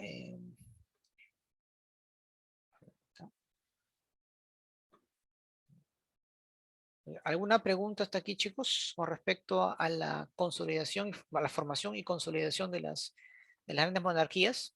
¿Alguna duda? ¿Todo claro? Profesor, ¿qué sería lo más resaltante de este periodo? Perdón, perdón. ¿Qué sería lo que más resalte, lo que más viene en los puntos de la misión? Bueno, el tema de los cambios económicos, ¿no? La creación económica, mm, viene bastante, por ejemplo, el tema de las búsquedas de las rutas comerciales. Luego habla un poco acerca de las monarquías absolutistas, sus características, principalmente yo, ¿no? Que justamente vamos a resolver unas preguntas justamente a continuación. ¿Sí? ¿Alguna otra duda? ¿Ninguna? Muy bien. Vamos entonces. A ver, empezamos con la primera pregunta. Dice, en el siglo XV y XVI se produjo la expansión hacia África, Asia y América. Los portugueses y los españoles desempeñaron roles fundamentales en esta empresa. Una de las consecuencias de este proceso, ¿cuál fue? ¿No? El momento de las búsquedas de estas rutas comerciales. El desarrollo de la revolución industrial en Portugal, claramente que no fue así. El colapso político de los imperios del lejano oriente, tampoco fue así. El confinamiento del Islam al Medio Oriente, la crisis demográfica que afectó al Nuevo Mundo, o sea, América. ¿Qué dicen ustedes? ¿Cuál cree que será la respuesta? Recuerden que cuando llegó a América hubo un exterminio, ¿no? Total, prácticamente muchos pueblos. Eso provocó pues una disminución demográfica de la población americana que claramente le afectó la invasión europea, principalmente la española. Entonces la respuesta sería la letra D de dedo, ¿no? Muy bien, muy bien. Correcto. Ya está. Número 2. A ver, el establecimiento de la Santa Inquisición en España fue fue obra de los reyes católicos, quienes buscaron, a ver, centralizar el poder y las fuentes de financiamiento, combatir a la hechicería en sus colonias, no necesariamente, el apoyo de Francia en la guerra contra los musulmanes o consolidar el poder de la Iglesia. A ver, la Santa Inquisición tuvo dos propósitos, ¿no? La primera fue creada obviamente como parte contra las reformas de Lutero. Recuerden que la Inquisición obviamente fue implementada, porque esto se había dado en Italia anteriormente, pero luego otros países católicos lo van a reimplementar y las van a trasladar a sus colonias. Pero la Santa Inquisición tenía doble función, ¿no? Una de ellas obviamente era combatir la herejía, era el pretexto, pero mayormente se hacía principalmente por una razón de evitar que las reformas protestantes también lleguen a las colonias americanas, ¿no? Para ello, pues era importante torturar, castigar a aquellos que pregonaban cualquier tipo de ideología que no fuera cristiana o católica. Pero también servía para evitar pues cualquier tipo de conspiración, ¿no? Contra las autoridades coloniales, ¿no? Era como una policía secreta, por así decirlo, ¿no? Entonces, la pregunta nos dice, ¿no? Que el establecimiento de la Santa Inquisición en España fue obra de los reyes católicos quienes buscaron, ¿qué cosa? Centralizar el poder y fuentes de financiamiento, combatir la hechicería en sus colonias. No era combatir la hechicería, ¿no? Era obviamente evitar más bien la incursión de las ideas protestantes de Lutero, Calvino, entre otros. Eh, el apoyo de Francia en la guerra contra los musulmanes, tampoco. Pero de una manera también la Santa Inquisición buscó también a través de ella consolidar pues el poder de la iglesia, ¿no? En España, pues recuerden, fue un país muy, pero muy católico, ¿no? Por lo tanto, pues esta sería pues sin lugar a dudas nuestra respuesta, ¿no? Bien. 3. Dice, los adelantos técnicos y científicos del siglo XV hicieron posibles los viajes de exploración y descubrimientos de nuevas tierras. Una consecuencia principal de ello fue, a ver, a la consecuencia ya de la exploración, del viaje de exploración o descubrimiento, la consolidación del cristianismo como religión universal, la victoria del Imperio Español sobre el Imperio Británico, para nada, el dominio español por las costas occidentales de África o el predominio europeo sobre los territorios en otros continentes. ¿Cuál podría ser ahí? ¿La pasó la D? La A no puede ser porque lo que decimos a nivel universal no. Tampoco la B. Obviamente la única respuesta es la D, ¿no? Porque obviamente España predominó pues en América y en unos países de Asia, ¿no? Como Filipinas, por ejemplo, ¿no? Claro que sí. La letra D, muy bien. Y a ver, acá la 7, a ver, vamos a hacer acá, sí, la 7 no por el factor tiempo, ¿ya? No tenemos que hacer otro curso. A ver, la 7, a ver, por aquí dice, el régimen absolutista se caracterizó en el plano religioso plano religioso, dice, absorberlos a tal punto que el poder político decidió la sucesión de los pontífices, no fue así, exoneró al clero de todo impuesto que disminuya sus ingresos feudales, ¿no? Podría ser, tomarlo como sustento para explicar su permanencia en el poder. Ajá, ahí está al lado. Una demarcada distancia de los asuntos gobernativos e ideológicos, o establecer un sólido puente del alto clero con la burocracia de los señores feudales. A ver, por acá hay una respuesta. La C, profesor. Claro, ¿no? Tomarlo como un sustento para explicar su poder divino y que no exista ningún tipo de crítica alguna, ¿no? Oye, lo ha designado Dios, ¿qué puedes criticar? Y la gente pues era muy devota, que va obviamente a contrarrestar lo que dice la iglesia, entonces simplemente dice, bueno, sí, el rey es nuestro rey, porque la iglesia, máxima representante de Dios en la tierra, así lo ha dicho. Claro, muy bien. Perfecto, chicos. Bien, retomando nuevamente, esta vez ya finalizando en el curso de Ciencias Sociales, vamos a hablar sobre la ciencia económica. En realidad, pues debemos hablar de dos enfoques, ¿no? Pero mayormente la economía clásica la definimos de la siguiente manera. Para ello voy a basarme en, primero, sin lugar a duda, en Lionel Robbins. Por ejemplo, voy a leerlo textualmente para luego explicarlo, ¿sí? Dice que la más difundida definición de economía es la propuesta por Lionel Robbins, en la cual dijo pues que la economía es la ciencia que estudia la conducta humana como una relación entre fines y medios escasos, que tienen obviamente usos alternativos. ¿Qué significa eso, profesor? Bueno, lo que estudia netamente lo que estudia en realidad pues la ciencia económica es utilizar adecuadamente los recursos escasos que disponemos para poder lograr satisfacer nuestras múltiples necesidades. Sencilla, ¿no? ¿De acuerdo? Pero la economía es más compleja que la que parece, ¿no? Pero bueno, esta es la definición, pues, según el enfoque neoclásico, ¿no? Como les mencioné al inicio, hay dos enfoques, ¿no? La economía clásica netamente como la conocemos, la que obviamente vamos a llevar siempre, y la economía política, ¿no? Que tiene otro concepto fundamental. Ahora, esta economía, o esta forma de entender la economía, de hecho, no nos explica con claridad todo lo que, por ejemplo, estamos viendo hoy en día, ¿no?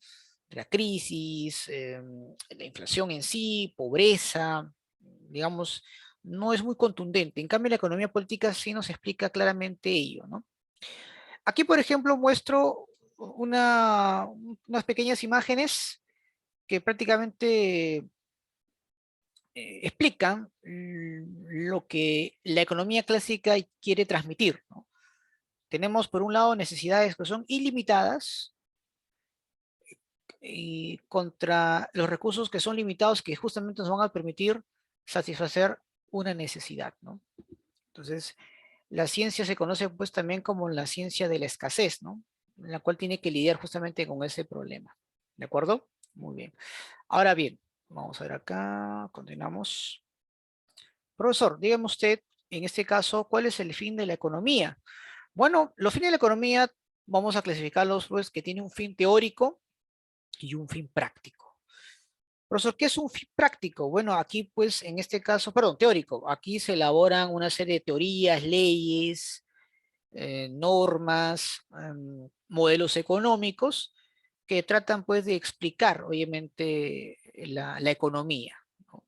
Ahora, esto es bien complicado porque la economía pues la hacen los seres humanos, ¿no? Y de hecho eso aplicarlo en una teoría, sobre todo si es muy cerrada, pues claramente van a haber dificultades y así va a ser.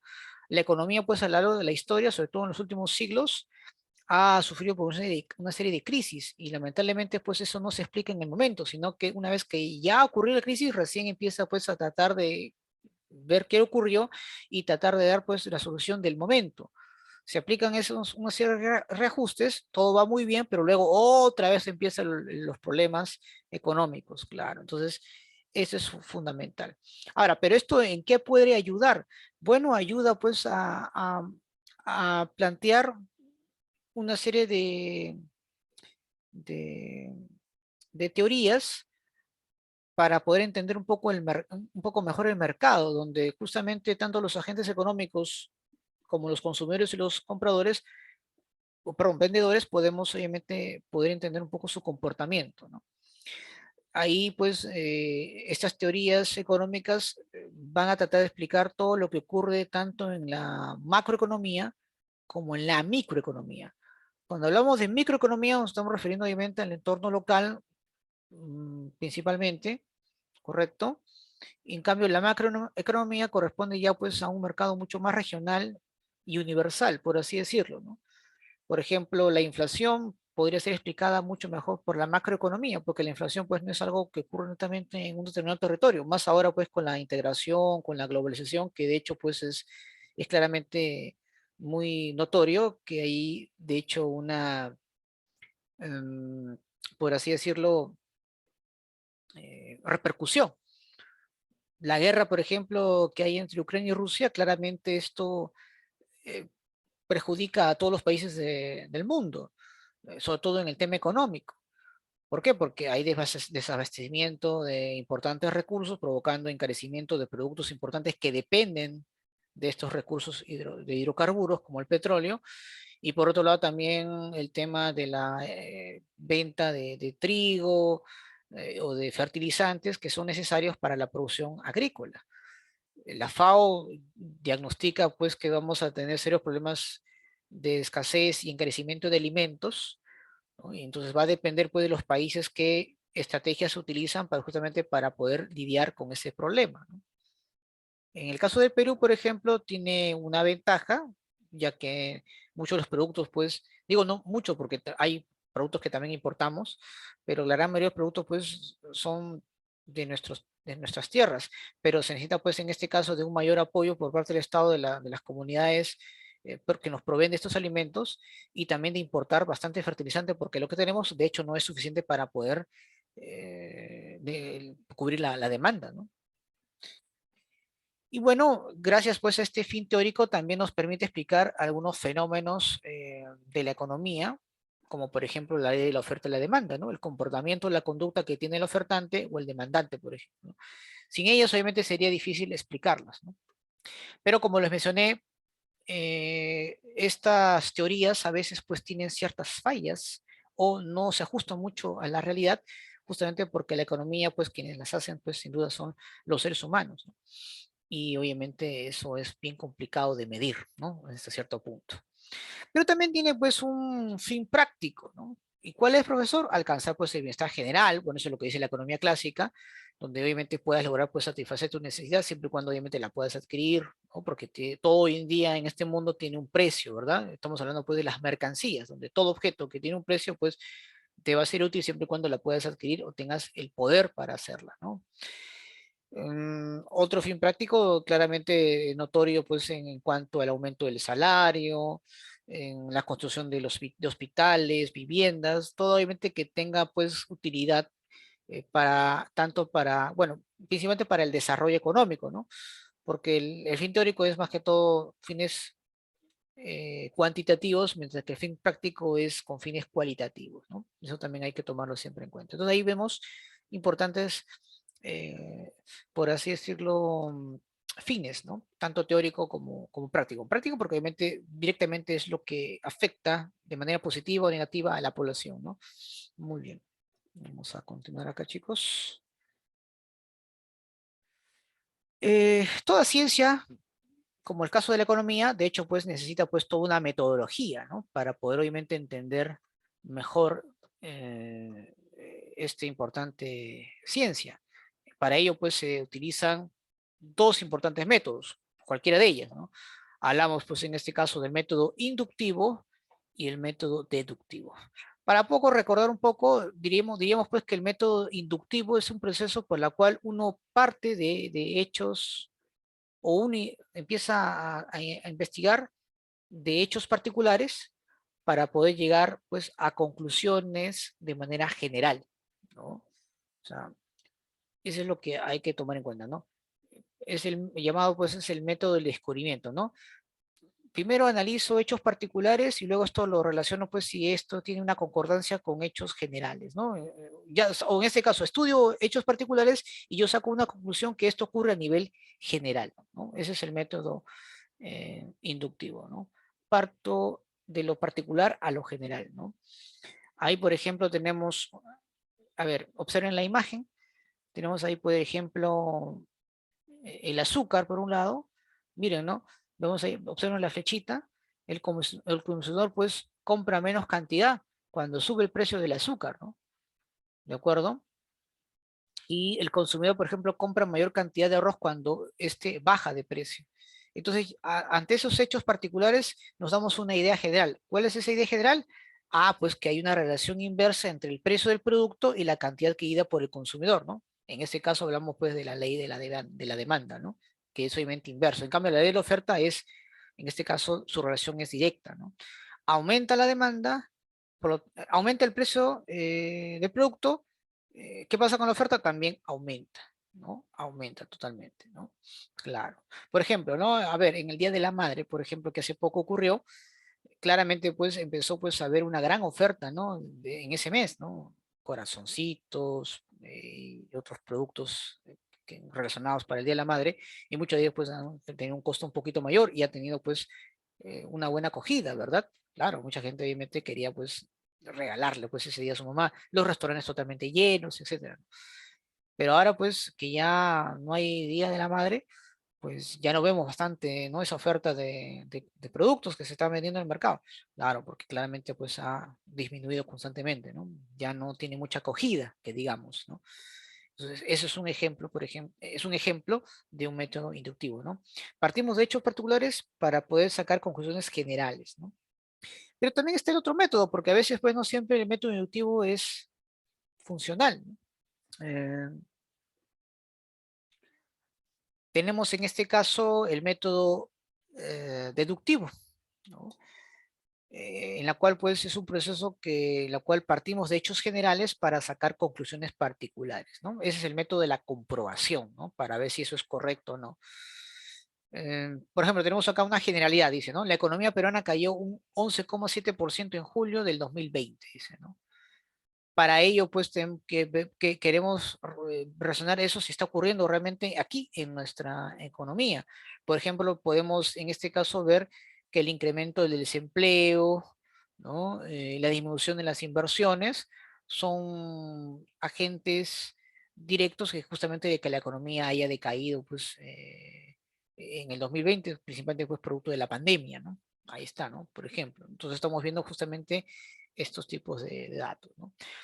A ver, el dólar, dice, ha crecido, ha aumentado, ¿no? ¿Se acuerdan ese escándalo que siempre habían hecho los medios, ¿no? Que el dólar, cada vez que ocurre algo acá, el dólar aumenta, ¿no? Como si realmente el dólar depende mucho de la economía peruana, que en realidad pues no es nada a nivel mundial. Se dice que es por los factores internos, pero realmente el dólar sube será por los factores internos o también, de hecho, repercute en otros factores. Sin lugar a duda, pues es el dólar. Entonces, ahí estamos partiendo de lo general o particular. ¿Qué dicen ustedes? El aumento del dólar provoca obviamente una relación negativa en el Perú. ¿Sería de un hecho general a un de hecho particular o no? ¿Qué dicen ustedes? ¿Sería deductivo? Deductivo, ¿no? Porque partimos de un hecho general, ¿no? Pero sabemos pues que el dólar cuando aumenta o disminuye, pues se ven también a otros factores importantes, ¿no? Estados Unidos ahorita está pasando por un problema económico, por eso que Biden no le está yendo nada bien, tiene una bajada tremenda en popularidad. Y bueno, la guerra con Rusia posiblemente quiera darle, otorgarle pues ciertos réditos, ¿no? Posiblemente en ese aspecto, ¿no? Pero claramente pues la guerra de una manera también pues es desgastante, ¿no? Claro. Muy bien, perfecto. Entonces, más o menos tenemos esa idea, ¿no? De qué cosa es el método inductivo y qué es el método deductivo. Muy bien, perfecto. Vamos a continuar acá. A ver, esto es muy importante. Según la economía clásica, nosotros tenemos pues varias necesidades, pero no todas podemos satisfacer. Tenemos que elegir ciertos caminos, ¿no? ¿Cómo hacemos entonces, profesor? Si tenemos tantas necesidades y los recursos son escasos, ¿qué hay que hacer? Bueno, lamentablemente tú tienes que elegir lo que tú crees, obviamente, que es más conveniente para uno, ¿no? Entonces, la elección de uno, ¿qué es lo que ocurre? Deja pues de que puedas haber percibido también otros, ¿no? Otros recursos, ¿no? Por ejemplo, yo elegí el camino A, entonces dejo al final pierdo, pierdo en el sentido de que, claro, como elegí un camino, ya no elijo el B o el C, por ejemplo, ¿no? A esto pues se le conoce como costo de oportunidad. Miren, observen acá. A ver,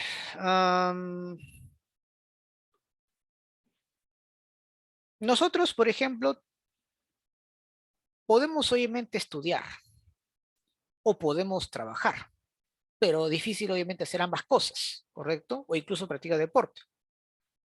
Si elegimos estudiar, estamos aprovechando la oportunidad de estudiar, pero estamos aprovechando otras cosas como trabajar, practicar deporte de otra índole. Acá pues se sacrifica las demás opciones. Entonces a esto pues se le conoce costos de oportunidad. Y profesor, ¿qué es el costo de oportunidad? Es la renuncia a la mejor alternativa al tomar pues una decisión económica, ¿no? A esto también se denomina pues costo alternativo, ¿no? Claro. Y esa es una de las razones por la cual explican un poco la economía clásica, ¿no? Pero repito, hay muchas cosas que no podríamos explicarnos em, porque la economía clásica pues tiene esas falencias, por ejemplo. Yo les preguntaría, por ejemplo, ¿por qué los deportistas profesionales, como el caso del fútbol, ganan millones y millones de euros en Europa, por ejemplo, ¿no? ¿Y por qué no gana de esa manera también un científico o un otro profesional que también podría contribuir bastante, ¿no? A la humanidad? Ya, bueno, la economía clásica no te podría explicar, pero sí, por repente, la economía ah, política. Ahora, si tú me dices, no, profesor, porque el deporte es el más importante de todos. Ah, si fuese así, ¿por qué las mujeres también no ganan igual? Las mujeres que practican el fútbol profesional ganan mucho, mucho menos que los profesionales varones. Y tanto que se pregona el tema, pues, ¿no? De la igualdad y la equidad, bueno, parece que en lo económico parece que eso se han olvidado, ¿no? Muy bien, entonces esto es muy importante, ¿no? La elección de una sacrifica, pues, las demás opciones, ¿no? A eso pues, se le conoce como costo de oportunidad. Vamos a ver acá. Aquí, por ejemplo, ahora, profesor, ¿qué es el enfoque neoclásico, no? Usted me dice que la economía hay que estudiarlo bajo dos enfoques, así es, ¿no? Bueno, el enfoque neoclásico, o también llamado escuela neoclásica, cuyo principal promotor, pues, es sin duda, bueno, Adam Smith es el padre de la economía moderna y sus sucesores van a aplicar, pues, una nueva forma de pensar basada en los conceptos de Adam Smith, de ahí pues llaman escuela neoclásica, ¿no? Nueva escuela clásica. Bueno, es la ciencia que justamente, como que le hemos visto al inicio de la presentación, es la que estudia la administración de manera eficiente de esos recursos escasos para poder satisfacer nuestras necesidades, que de hecho son totalmente ilimitadas, ¿no? Claro. Entonces, ahí hay una lucha, una contradicción entre esas necesidades que son ilimitadas contra los recursos que son escasos, ¿no? Y ahí viene pues el costo de oportunidad que les mencioné, ¿no? Este jovencito, por ejemplo, tiene un gran dilema, ¿no? ¿Qué cosa hacer? Quiero estudiar, quiero trabajar, quiero divertirme, practicar deporte, quiero hacer varias cosas, ¿ya? Son recursos, en este caso, perdón, esto de acá son necesidades, ¿no?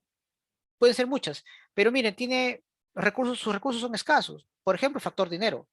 Como es factor dinero, pues no todas obviamente puede cumplirlas. Y otro es el tiempo. El tiempo también es algo que debes considerar, ¿ah? Esto es fundamental. Cuando tú quieres hacer un negocio, tú aparte obviamente de tus costos fijos, costos variables, también tienes que también añadir ahí tu tiempo. Tu tiempo también es un costo. Y lo más terrible, que no es recuperable. Tú puedes recuperar dinero, puedes recuperar las pérdidas económicas, pero lo que nunca vas a recuperar es tu tiempo, ¿no? ¿Y cuál es el objeto de estudio entonces de la ciencia económica bajo el enfoque neoclásico? Básicamente, pues, las actividades económicas en general, ¿no? Hablamos de actividades económicas primarias, secundarias o terciarias, ¿no? Terciarias servicios, secundarias industria, primarias extractivas. Básicamente estamos hablando pues de estas relaciones técnicas de producción. ¿Y cuál es la finalidad de la escuela neoclásica? Bueno, la finalidad pues es que gracias a ese estudio se pueden desarrollar teorías, modelos económicos, en fin, para poder aparentemente explicar un poco estos fenómenos, pero no explicas completamente e incluso cuando crees que has logrado tener el modelo económico ideal, simplemente pues hay un desequilibrio y empezamos con la crisis, ¿no? Claro. El modelo neoliberal apareció hace 30 años, ahora está caduco, se está buscando un nuevo modelo económico. Décadas atrás había otro modelo, ¿no? Post Segunda Guerra Mundial, que era el liberalismo en sí, el liberalismo económico, y simplemente también pues fue reemplazado por el neoliberalismo, claro. Entonces, los modelos económicos también varían de acuerdo a las circunstancias mismas de la crisis, ¿no?, que siempre ha tenido el capitalismo. El capitalismo siempre ha tenido una serie de crisis. Estamos viendo ahora en el siglo 2021, la hemos tenido en el 2008, 2001, la hemos tenido en el 98, no, 1970, hemos tenido pues en la Gran Depresión de 1929 y también de 1872. O sea, la crisis obviamente siempre se ha dado, ¿no? Pero después de toda la crisis obviamente viene un momento de auge, ¿no? Pero todo auge que pasa después también viene un declive, ¿sí o no? Claro, entonces también eso es algo que hay que tomar en cuenta. En cambio, el enfoque, en este caso, jóvenes, el enfoque socialista, digamos, tiene otra forma de entender la economía. Es una ciencia que de hecho va a estudiar las leyes que rigen la producción, ¿no?, y la distribución de estas mismas, de estos recursos a la sociedad, ¿no?, pero en sus diferentes fases de desarrollo, de acuerdo a los modos o sistemas económicos que ha tenido la historia de la humanidad. Por ejemplo, Marx, que es uno de los principales promotores de esta forma de entender la economía, menciona pues que a lo largo de la historia de la humanidad hubo cuatro modos de producción o cuatro sistemas económicos, ¿no? La primera fue la comunidad primitiva, con sus características y elementos propios. Luego tuvimos el esclavismo, posteriormente pasamos al feudalismo y finalmente después estamos en el capitalismo, ¿correcto? Entonces, ¿cuál es la principal, digamos, objeto de estudio de la economía bajo el enfoque socialista? Estudiar las relaciones de producción. Es decir, la, la escuela socialista estudia la manera como nosotros nos relacionamos para producir a lo largo de la historia. Por ejemplo, hoy en día, en el capitalismo, la forma de producción se basa principalmente primero en dos antagonistas. Por un lado tenemos el trabajador, aquí está, el trabajador, y por otro lado tenemos al empresario, el capitalista, el burgués, ¿de acuerdo? Aquí hay una relación, ¿no? El empresario le entrega, porque es propietario de los medios de producción, al trabajador. ¿Y qué es el medio de producción? Son los recursos en los cuales obviamente es necesario para producir. El empresario es dueño de la tecnología, del capital, de las máquinas, de los instrumentos, pero de por sí no sirve. Quien combina esos productos o esos elementos que acabo de mencionar es el trabajador. Pero el trabajador, ¿qué ofrece a cambio? Su fuerza de trabajo. Entonces, el trabajador da su fuerza de trabajo, el empresario da los medios de producción y como consecuencia de esa relación surge el producto, ¿correcto? Ese obviamente se encarga de estudiarla. Ahora, ¿esta relación siempre fue así a lo largo de la historia? No. Antes del capitalismo hubo otra forma, ¿no?, de relación social de producción, que era el feudalismo. En este caso no era el empresario, era el señor feudal. Por otro lado, no existía el obrero, era el campesino. ¿Y se relacionaron? Sí. Recuerden que el feudalismo es aquel sistema o modo de producción en la cual eh, la tenencia de la tierra es la que, o el poder, perdón, emana de la tenencia de la tierra, ¿no? Aquí obviamente es más poderoso aquel que tiene más tierras, ¿correcto? Y estas tierras realmente no son trabajadas por el señor feudal, sino por el siervo, ¿no? Por el campesino, que hay una estrecha relación de dependencia. Y anteriormente al feudalismo estaba el esclavismo. Y anterior al esclavismo también estaba, ¿qué? La comunidad primitiva, ¿no? Que tenía otras características, ¿no?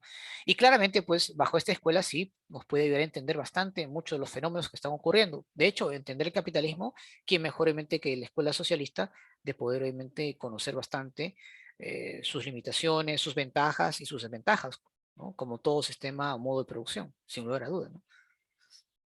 ¿Cuál es su finalidad entonces, profesor? Bueno, la finalidad, obviamente, en este caso, de la escuela socialista es descubrir las leyes que rigen los cambios sociales, ¿no? Claramente, ¿no? Ese es su entendimiento. Entonces, ellos sí pueden comprender un poco cómo es que surgió el capitalismo, cuáles sus características y cuál es su finalidad, ¿no? En el mundo actual. Los mismos, pues, también ayudaría a explicar mejor cómo es que surgió el feudalismo y cuál fue su fin o por qué finalizó, qué es lo que ocurrió, obviamente, para que este modo de producción llegue a su fin. Entonces, sin lugar a duda, la escuela socialista ayuda bastante a entender un poco lo que obviamente está ocurriendo en el mundo actual, ¿no? Muy bien.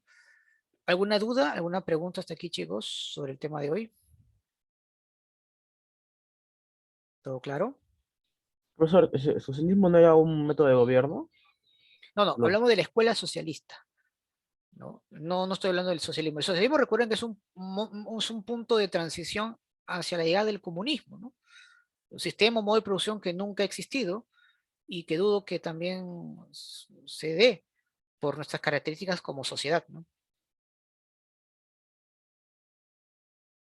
¿Sí? ¿Alguna otra pregunta?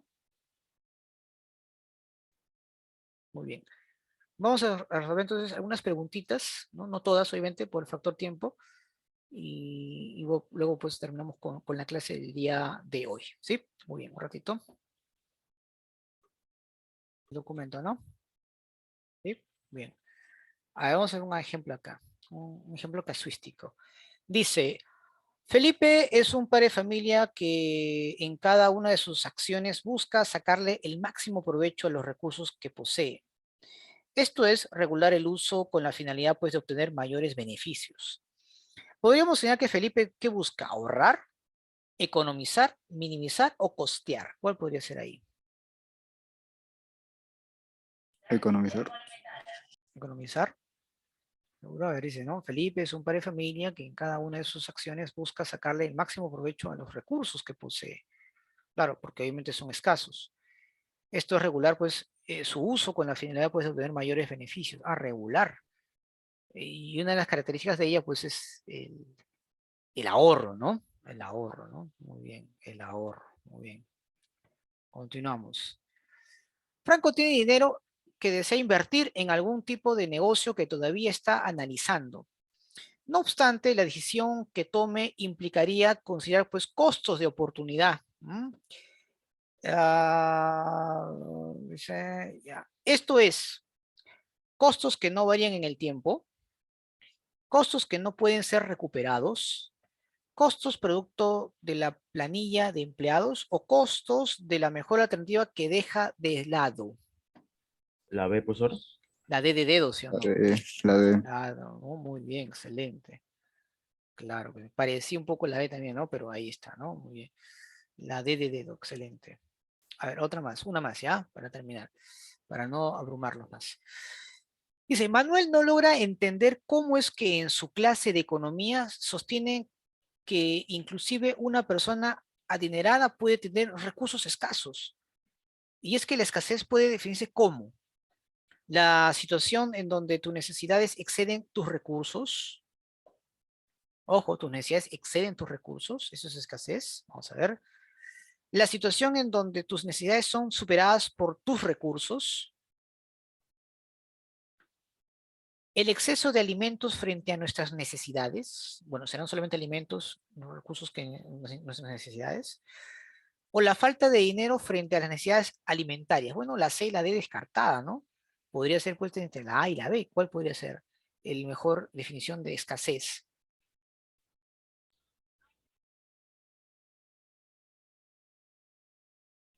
La B. La B. La B. ¿No? La situación en donde tus necesidades son superadas por tus recursos. ¿O cuál sería la situación en donde las necesidades exceden tus recursos? La Las necesidades exceden tus recursos. O La sea, A. son mucho más, ¿no?, que tus recursos. En cambio, la situación donde las necesidades son superadas por tus recursos, bueno, ahí podría haber pues cierta analogía, ¿no? Pero creo que la palabra exceder creo que es mucho más contundente ahí, ¿no? La letra A, ¿no? Muy bien. Una más, ya la última, a ver, vamos a ver acá, ¿cuál podría ser? A ver, 9, a ver, para ustedes, a ver, dice, suponga la existencia de un país que produce solamente zapatillas o arroz.